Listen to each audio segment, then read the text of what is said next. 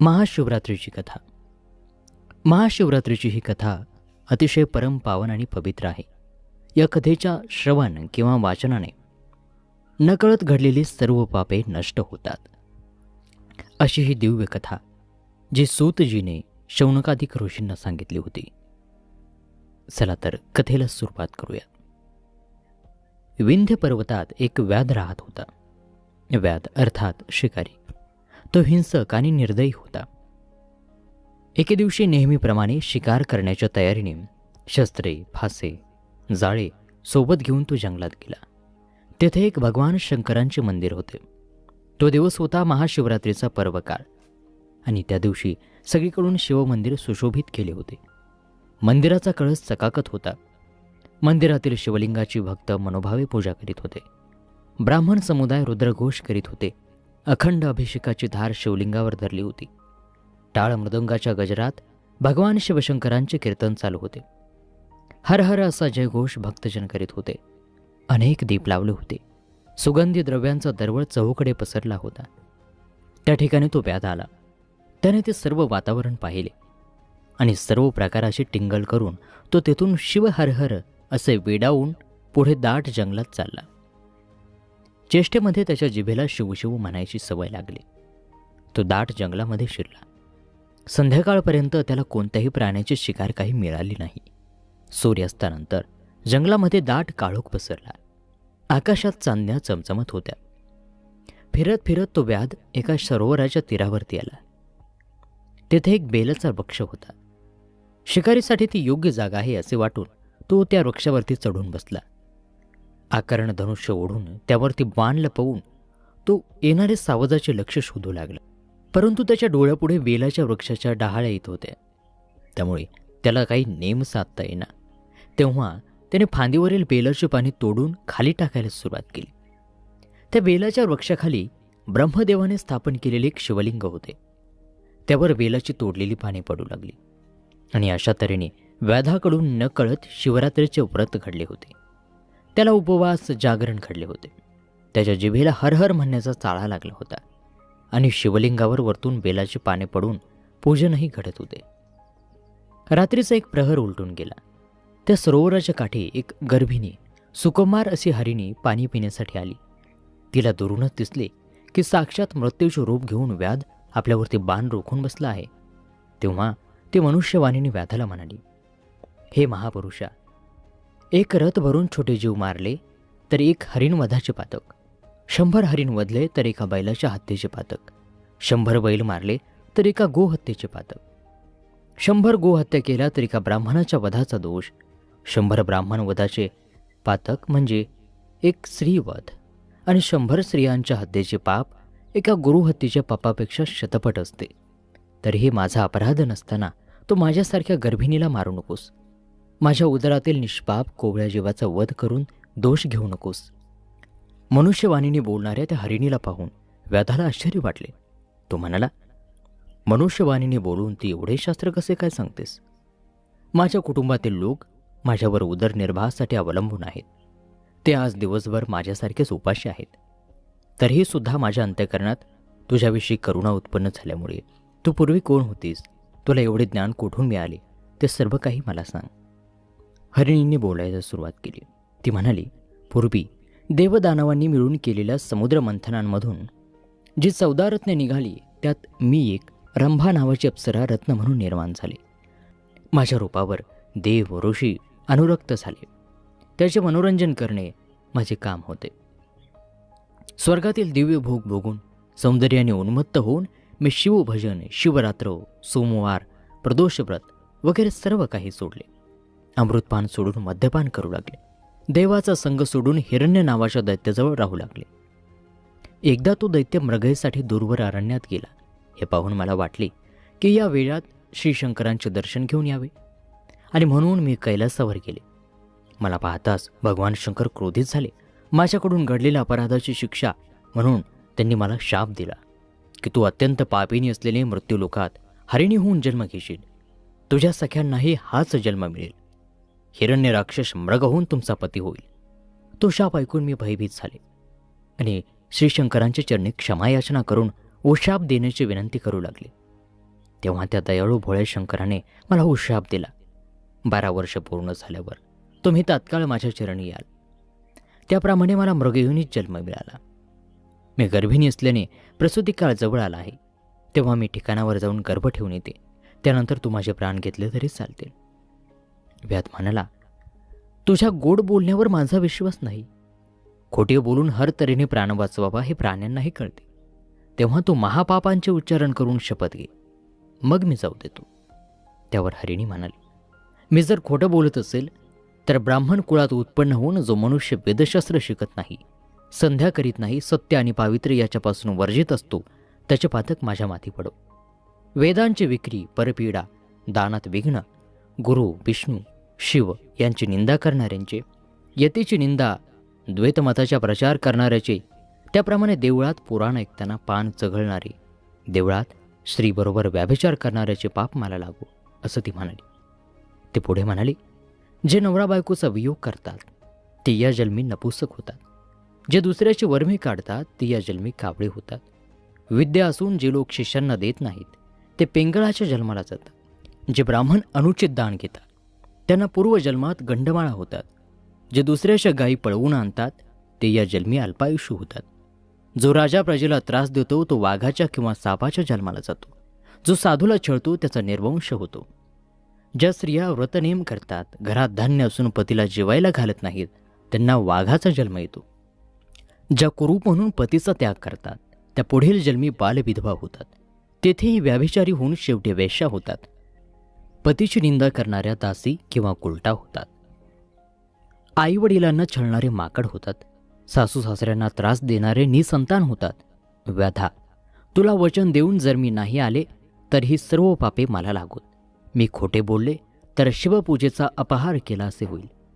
तिचा तो निर्धार आणि शपथ ऐकून व्याधाच्या मनात विश्वास निर्माण झाला. तो तिला म्हणाला, हे पतिव्रते, तू आता जा व रात्र संपताना परत ये. तू पुण्यवंत होऊन शिवपदास जाशील असा आशीर्वाद देऊन आणि पाणी पिऊन हरिणी पुन्हा घरी गेली. व्याध पुन्हा बेलाचे पाणी तोडून खाली टाकू लागला. आता 2 प्रहर रात्र सरली, दुसरी पूजा झाली आणि व्याधाचे 7 जन्मीचे अर्धे पाप जळून गेले. व्याध शिवस्मरण करीत होता. त्याची त्याला गोडी लागली होती. हरिणीच्या मुखातून निरूपण ऐकल्याने त्याला जागरणही झाले होते. त्यावेळी दुसरी एक हरिणी तिथे आली आणि पाणी पिऊ लागली. तिला पाहून व्याधाने धनुष्यबाण सज्ज केले. ते पाहून हरिणी म्हणाली, व्याधा, माझ्यावरती दया कर. पतीला भेटण्याची मला ओढ लागली आहे. ती माझी इच्छा पूर्ण होऊ दे. मी पुन्हा परत येईल. तिला मनुष्यवाणीतून बोलताना व्याधाला नवल वाटले. ही हरिणीसुद्धा ज्ञानी दिसते असा विचार करून तुम्हाला सर्व शास्त्रार्थ माहीत आहे, तुमचे जीवन धन्य आहे, तेव्हा शपथ घेऊन जा, असं तो म्हणाला. त्यावर ती हरिणी म्हणाली, मी असत्य बोलत असेन तर विहीर, तळे, सरोवर, देवाचे मंदिर भग्न करणारा, गुरुची निंदा करणारा, मद्यपी, दुराचारी, युद्धातून पळून जाणारा क्षत्रिय, दुसऱ्याच्या उपजीविकेचे साधन नष्ट करणारा, ग्रंथाची, वेदशास्त्राची निंदा करणारा, संत भक्त यांचा द्वेष करणारा, हरिहर चरित्राचा अवहेर करणारा, दुराचारी, दुष्ट स्त्री या सर्वांची पापे मला लागून. व्याधा, आपला मुलगा, आपली सून सौजन्याने वागत असताना सुद्धा जे त्यांना उगाच छळतात ते कुरूप आणि दरिद्री होतात. आपसात वैर करणारे भाऊ मासे होतात. गुरुचे दोष करणारे संपत्तीहीन होतात. वाटसरूची वस्त्रे लुटणारे अतिशूद्र होऊन प्रेतवस्त्रे वापरतात. तपस्वी म्हणून अनाचार करणारे सुरवंट होतात. कन्या विक्रय करणारा हिंस्र प्राणी होतो. पतिव्रतेला छळणाऱ्यांचे घर फुटते. ब्राह्मण असून मद्य विकतो, प्राशन करतो, तो नाश पावतो. ब्राह्मणाचा अपमान करणारा ब्रह्मराक्षस तर उपकार न स्मरणारा क्रमी होतो. ग्रहणात जेवणाऱ्याला पित्त, मुले पळवून विक्री करणारा कोडी होतो. गर्भपात करणारी स्त्री वांज होते. देवालय पाडणाऱ्याची हाडे मोडतात. अपराधाविना पत्नीला शासन करणाऱ्याला अर्धांगवायू होतो. ब्राह्मणाचे अन्न पळविणाऱ्याचा निर्वंश होतो. ब्राह्मणाला काठी मारणाऱ्याच्या अंगातून कळा येतात. संतांशी वाद घालणाऱ्यांचे दात मोठे होतात. गुरु, संत, माता पिता यांचा अपमान करणारा तोतरा, देवाजवळील वृक्ष तोडणारा पांगळा होतो. सुतकातले अन्न खाणारा रोगी होतो. एकटाच सुगंधी द्रव्य वापरतो, त्याच्या अंगाला दुर्गंध येतो. ब्राह्मणाचे कर्ज बुडवणारा अल्पायुष्य होतो. झाडाची सावली नष्ट करणारा निराधार होतो. ब्राह्मणाचे ऋण बुडवितो तो भिकारी होतो. पुत्रद्वेषी गरिबाची लग्न मोडणारा निसंतान होतो. मातापित्याचा छळ करणाऱ्याचा कार्यनाश होतो. एकाच देवाची भक्ती आणि इतर देवाची निंदा करणाऱ्याला कमी मुले होतात. गोवध करणाऱ्याला कर्कश बायको मिळते. बैलाला मारणाऱ्यास मूर्ख पुत्र होतो. आपल्या गुरुचा त्याग करणारा अल्पायुष्य होतो. सूर्याकडे तोंड करून जो लघुशंका करतो तो दंतहीन पांढऱ्या केसाचा होतो. लहान मुलाच्या मृत्यूने शोकग्रस्त झालेल्यांना हसणारा निपुत्रिक होतो. असे म्हणून ती हरिणी म्हणाली, मी पतीला भेटून लवकर परत नाही आले तर मला ही सर्व पापे लागून. व्याध तिला म्हणाला, ठीक आहे, तू फार ज्ञानी दिसतेस. घरी जाऊन लवकर परत ये. त्यानंतर एक हरिण पाणी पिण्यासाठी सरोवराकाठी आले. त्याच्यावर शरसंधान करताच तो व्याधाला म्हणाला, व्याधा, माझ्या पतिव्रता स्त्रियांना मी विचारून येतो. तुला दिलेले वचन मी नाही पाळले तर कीर्तनात विघ्न आणणाऱ्यांचा निर्वंश होतो. शूद्र ब्रह्मकर्म करणारा नरकात जातो. तीर्थयात्रेत विघ्न आणणाऱ्याच्या अंगावरती जखमा होतात, तोही नरकात जातो. आईवडिलांचा द्रोह करणारे व्याधीग्रस्त होतात, पिशाच्य होतात. गुरुद्रोही भूतयोनीत जातो. भरपूर जेवण घेणाऱ्या सदृढ ब्राह्मणांना असणाऱ्याला अन्न बेचवू लागते. देवळे पाडणारा, भगवान शंकरांची पिंडी फोडणारा, देवाची उपकरणे अलंकार चोरणारा पंडुरोगी होतो. मित्रद्रोह, आईवडील गुरु यांची हत्या, विश्वासघात, गायी ब्राह्मणांच्या वरील मृत्यूसंकट सामर्थ्य असून निवारण करीत नाहीत. ब्राह्मणाला बाहेर थांबून घरात पक्वान्य भक्षण करतात. सोयऱ्याची प्रार्थना करतात, त्यांना संग्रहणी पोटसोडही दुखणी होतात. पंचयज्ञ न करणारे, ब्राह्मणाचे घरे जाळणारे, गरिबीला वाटेत लुटणारे, संतांचा अपमान करणारे, गुरुला छळतात, त्यांची परीक्षा घेतात, त्यांच्यावर आरोप करतात, ती माणसे निपुत्रिक राहतात. शिवकीर्तन न ऐकणारे कर्णपीडित होतात. बडबड करणारे बेडूक होतात. शिवकीर्तनात झोपणारा साप होतो. वाद घालणारा पिशाच्य होतो. अशा तऱ्हेची अनेक पापे मी जर वचन भंग केला तर माझ्या माथी पडोत. व्याधाला आता शिवनामाची फार गोडी लागली होती. त्याचा कंठ दाटून आला. डोळ्यातून अश्रू उघळू लागले. बेलाची पाने खोडून तो खाली टाकत होता. शिवपूजन घडतच होते. रात्रीचे 4 प्रहर शिवजागर झाला. रात्र संपली. अरुणोदय झाला. तेवढ्यात तिसरी हरिणी आली. आपण हिला तरी मारावे असा विचार व्याधाच्या मनात आला. तोच हरिणी मनुष्यवाणीने बोलू लागली, व्याधा, तू मला मारू नकोस. घरी माझे बाळ आहे. त्याला स्तनपान देऊन मी परत येते. मी वचन मोडले तर मला अनेक महापापे लागतील. आता ही कोणता शास्त्रार्थ सांगेल. अशा कुतूहलाने व्याधाने तिला, तू काहीतरी शपथ घेऊन जा असे म्हटले. हरिणी म्हणाले, गवत जाळणारा, गावाला आग लावणारा, गोब्राह्मणांचे पाणी अडविणारा क्षयरोग होतो. ब्राह्मणाचे घरे हिसकावतात, त्यांची पूर्वज रवरव नरकात पडतात. आई मुलगा, पतीपत्नीमध्ये भांडणे लावणारे, देव ब्राह्मण यांना बंधन न करणारे, कठोर बोलणारे, त्यांचे हातपाय यम तोडतात.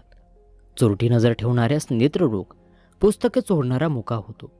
भक्ताची निंदा करणारे मुखाचे रोग भोगतात. आईवडिलांना ताडण करणारे लुळे होतात. कृपण सर्प होऊन धनाचे रक्षण करतो. यतेला भिक्षा न घालणारा शिवाच्या कोपाला बळी पडतो. संतती संपत्तीला मुकतो. जेवणावरून ब्राह्मणाला उठविणे सर्वात मोठा अधर्म आहे. पारधी हरिणीला सद्गदित होऊन म्हणाला, तू निशंकपणे घरी जाऊन तुझ्या पाडसाला स्तनपान देऊ नये. त्या हरिणीपैकी पहिली हरिणी प्रसूत झाली. दुसरीने पतीची भेट घेतली. मग हरिण आणि 3 हरिणी व त्यांची पाडसे व्याधाकडे आली. प्रत्येकजण व्याधाला माझे शिकार प्रथम कर असे म्हणू लागले. त्यांची ती बोलणे ऐकून परस्परावरील प्रेम, त्यामागची भावना, व्याधाच्या अंतःकरणात करुणा उत्पन्न झाली. तो झाडावरून उतरून खाली आला आणि हरिणींच्या पाया पडला. तो म्हणाला, तुमच्या मुखातून निरूपण ऐकून माझे जीवन पावन झाले. आता तुम्हीच माझे मातापिता आणि गुरु आहात. संसार लटका आहे. शिवपदी पोहोचण्याची मला ओढ लागली आहे. आणि असे म्हणता क्षणी आकाशातून विमान आले.